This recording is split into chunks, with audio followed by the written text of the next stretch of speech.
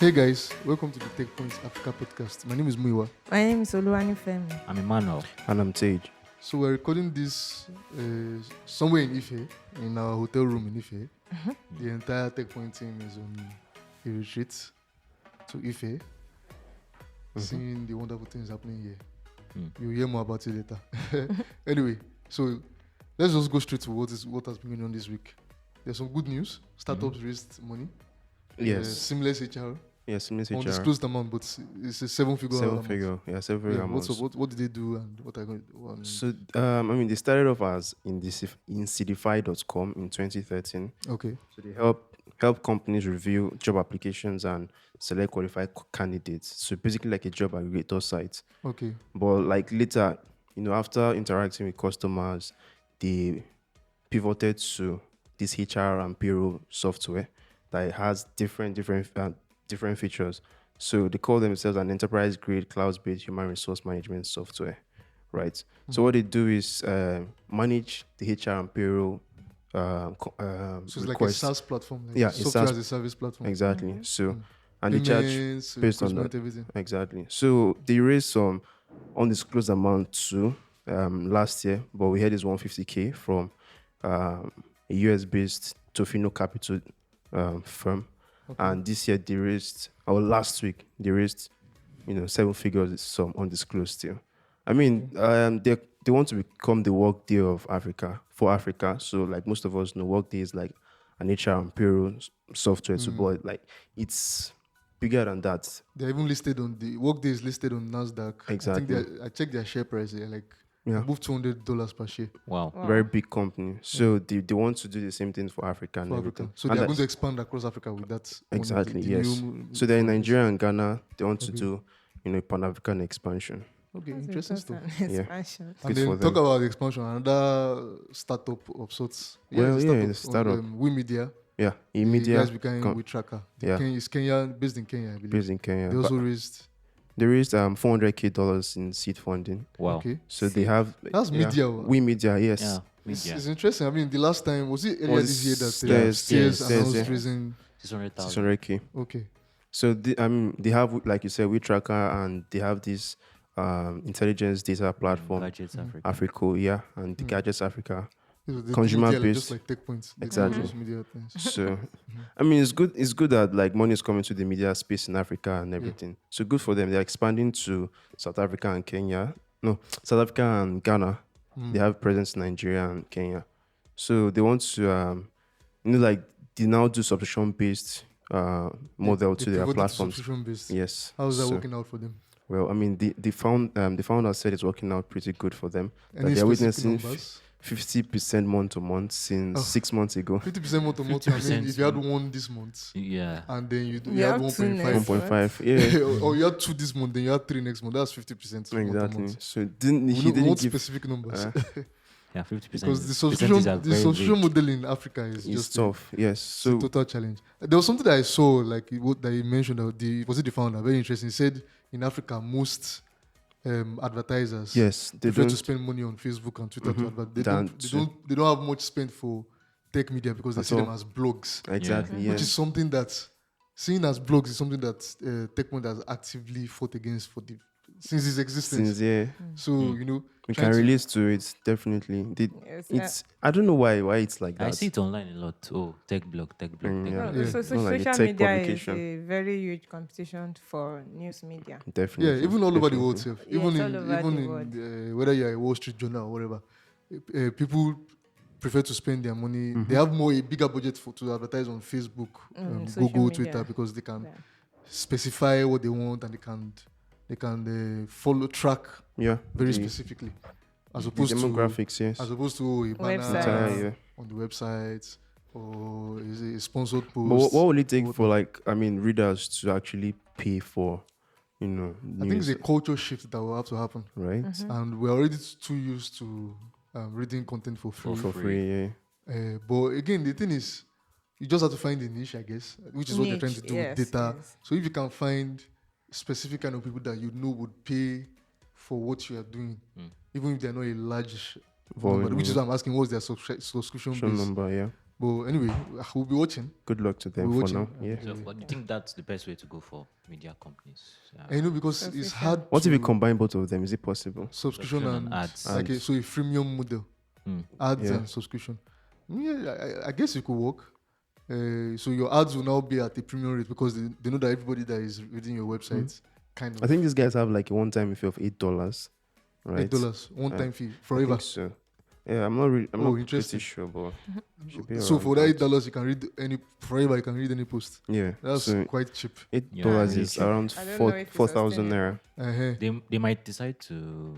So maybe they are trying to do like create a culture shift very slowly and Slowly, gradually. yeah. Yeah. But meanwhile, most of the money will probably go to like developing the intelligence Platform, yeah. platform. That's what Stairs did. You know, that's the only way, because when someone wants to invest in media, there's always like an agenda, right? So if it's just your media arm, like the publishing that they're investing in, it Yeah. can be very hard to, even for the investors, it can be hard to find exits, like a way to make So their that's why money back. Stairs has like Stairs data And to data, so complement data it. is something that is easier to like, oh, we're just pushing data, we have tech talents. Yeah, good luck to them, all the best to them. Definitely. All the best to them. Okay, let's come back to Nigeria. That was Kenya. Of course, yeah, we media has a presence in Kenya and In Nigeria, yes. We track how they have like staff reporters in Nigeria and Okay. Kenya. Yeah. And they are looking to expand across Africa also. Yeah, South So Africa. that should Ghana. also help their publishing arm. Okay, makes sense. All right, so let's come back to Nigeria. We're talking about cultural shifts, people spending money online and all of that. Yeah. Now, Emmanuel, you did a story about The value of online online transactions. transactions in the last quarter in Nigeria. Yeah. Tell us about ridiculous that. money. So in Q3 2020, I think from data from the NIBS, Nigerian Interbank Right. Settlement System. July, August, September, right? Yeah, July, August, September. Yes. So between those 3 months, Nigeria actually recorded like up to 569 million transactions for those 3 months, and those transactions were valued at 44 trillion naira, 44.3 trillion naira. Then in Interesting. dollars, that's about $116 billion. Interesting. So, there's this conversation about the lockdown and how it's causing a cultural shift, like you said, people moving online. Then we wrote one story about how Nigerians are making Instagram Live their new television. Yeah. We now have more internet users, according to the NCC. Because everybody's stuck. Yeah, Especially during the lockdown, a Yeah, lot of yeah. people are stuck at home. Yeah. So, but during the lockdown, with people being stuck at home, I think there were less financial transactions going on during the lockdown, exactly. Okay. So, but as economic activities began to resume, Okay. more people began to work remotely, I guess. Then we now have more financial transactions. So, more POS usage. And the interesting thing is 80% of these numbers in 2019 came from mobile banking and USSD platforms. That's So- interesting. And the same thing in the previous year. So our best guess is that's likely what is pushing the growth in POS 2020. and POS and- like and the USSD. least. Do you know when you say POS, I'm just remembering that it's also possible that, especially like during the fallouts of the, let me not say, the lootings after the Oh, okay, protests yeah. last week. Yeah. People will were- probably were shift a to lot of ATMs that were Were vandalized. vandalized. So people will rather probably move to these guys who have POS that give Third-party you cash. merchants. Yeah. Yeah. Like you pay like 100 naira or Extra. 5,000. So rather than go to an ATM, you go to them. They have cash. Mm-hmm. You put in your card in their POS. So it's possible that those people are using those people a lot Like, I as was cash was surprised. unavailable. I was unavailable. surprised the last time I wanted to withdraw from a POS, a third-party merchant. Somebody actually came to withdraw 100K from them. They Interesting. were actually One of those asking you, merchants. is it how much will you take on? Is it 1,200? They take 10% or like 1%. I mean, right? Of the on transaction. 5,000 and less, they take 100 naira. Okay. For 20,000, take 300 naira.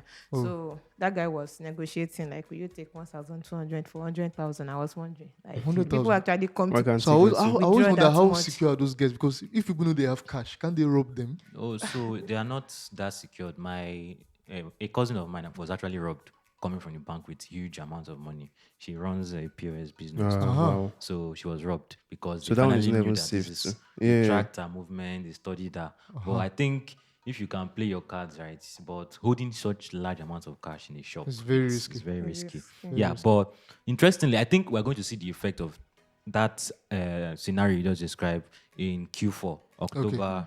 So I think the Okay, so you don't think this Q3 had anything to do with that? the Q3 numbers. So POS was like among the like the least Okay. sources of So it was mostly mobile and mobile USSD. mobile USSD. That's So interesting. we're going to likely see a surge in POS usage. Sorry, the So- mobile and USSD, is it like together or just different segments? Mobile banking. Okay, and banking. USSD, different. So Okay. more Nigerians are actively using that. So Yes. we're starting to see a bit of a cultural shift. Yeah. Nigerians are getting more comfortable with doing transactions online. Online, yeah. Online. Okay, so yeah, interesting stuff. Going into we're talking about online transactions, mobile, and the mobile internet, which is tied to.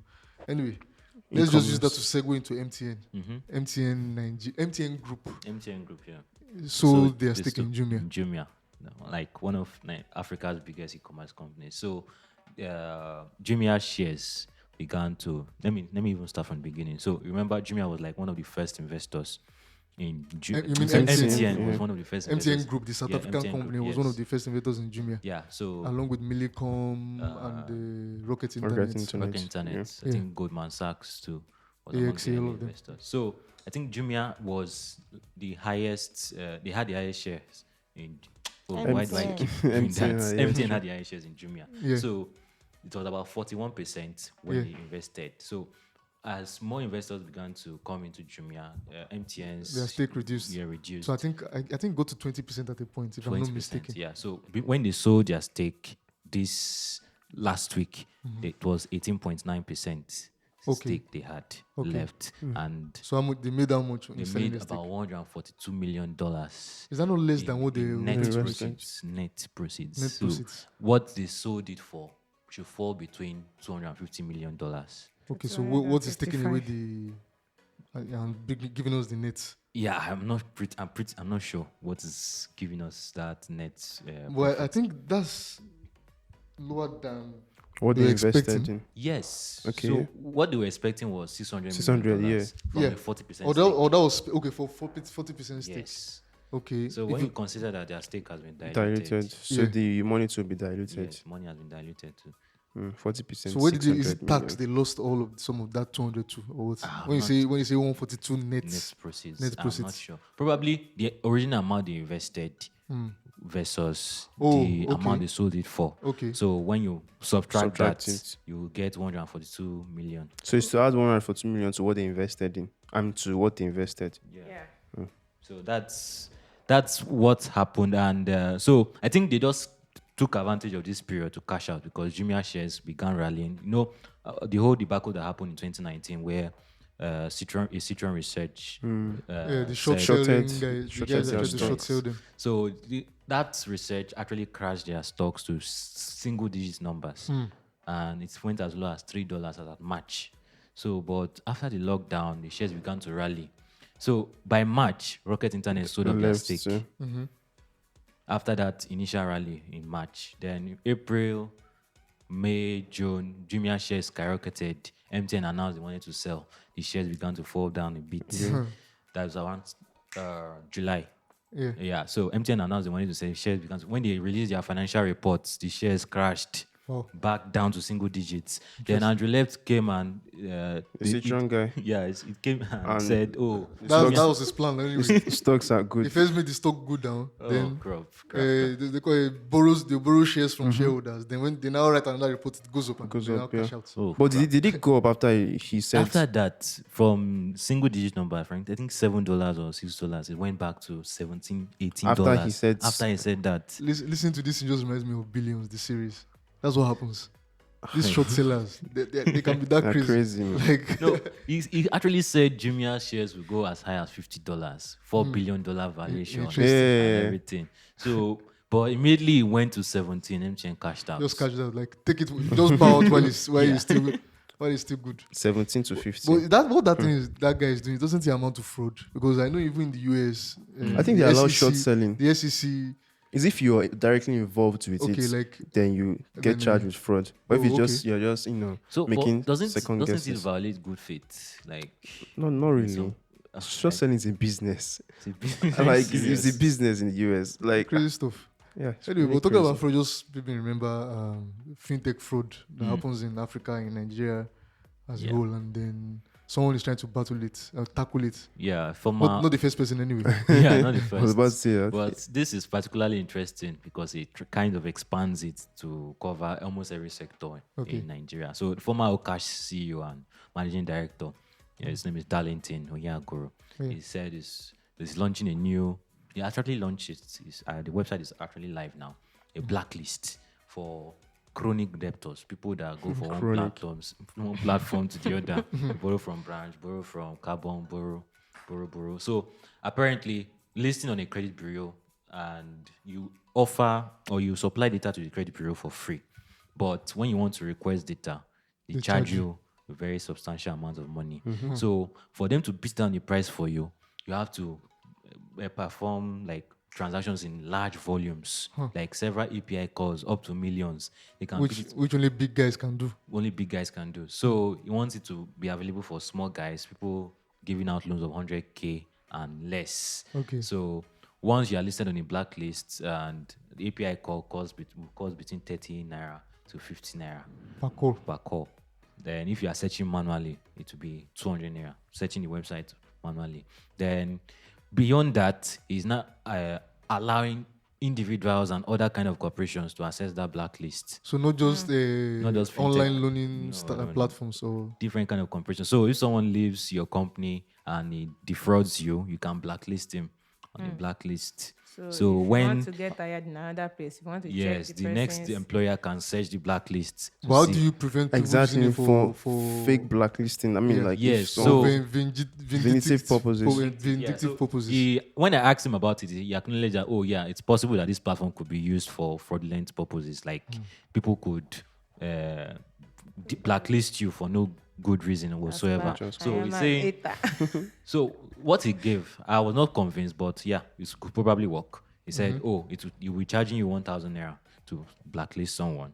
You must upload your details, your ID card, your passport, or whatever, verified information. If it's a company, you upload your CSC verification certificate. Then once you are blacklisted, you will alert the individual that was blacklisted that, oh, you've been blacklisted on this platform. Then you can now decide to dispute it if it's wrong. Then they will now do the investigations and find out if what the person said is actually true. Are you a fraudster or not? So if you give someone money to perform a contract for you and he runs away with your money, you can blacklist him. You give a mechanic your car and he spoils it, blacklist him.